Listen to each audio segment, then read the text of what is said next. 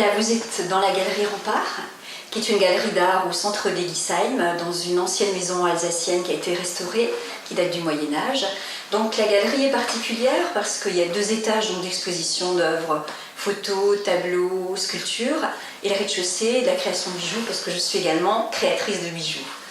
Et depuis, donc c'est la 2e année maintenant, nous faisons donc un festival qui s'appelle Comme une image, qui est dédié à tous les arts, donc images, donc vidéo, peinture, photographie, sculpture, tout ce qui est visuel en fait. Il y a différents pôles et donc j'ai choisi cette année d'être au pôle photographique pour changer un petit peu. Donc il reste quand même quelques tableaux, mais au premier étage, on a vraiment mis l'accent sur la photo.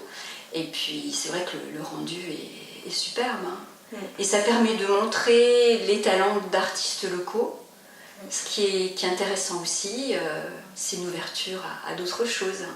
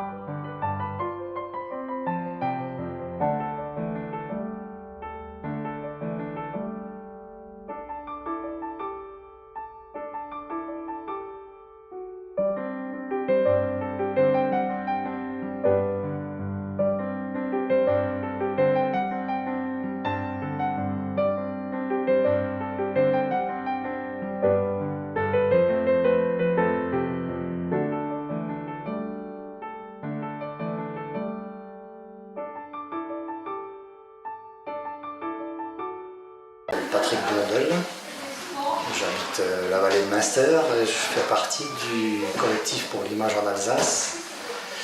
Et donc l'année dernière, on a fait un petit travail sur Colmar et pour ça j'avais choisi de faire des photographies panoramiques parce que quand on fait des photographies avec des formats standards, on est souvent un peu déçu, on n'a pas tout ce qu'on a l'habitude de voir à l'œil, on n'a pas le même champ visuel. Alors que sur des photos panoramiques, on arrive à avoir des champs visuels au contraire très larges, puisque là on est à peu près 180 degrés de champ. Et ensuite, donc, les photos sont assemblées, elles sont constituées par 2 voire 3 couches de 10 images. Celle-là par exemple doit être en 2 fois 10 images, celle-là aussi, qui sont assemblées ensuite. Voilà.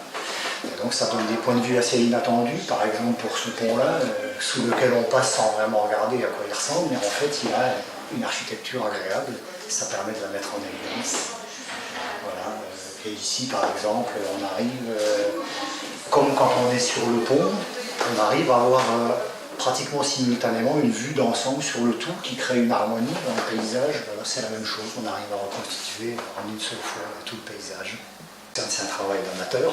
Moi je suis pur amateur, hein, j'ai commencé à faire du photo panoramique récemment parce que justement dans les photographies de paysage j'ai souvent été déçu parce que je faisais, une fois rendu à la maison avec mes photos, je disais oui bon c'est bien mais ça n'a pas l'impression, ça restitue pas l'impression que j'ai eue quand j'étais sur site.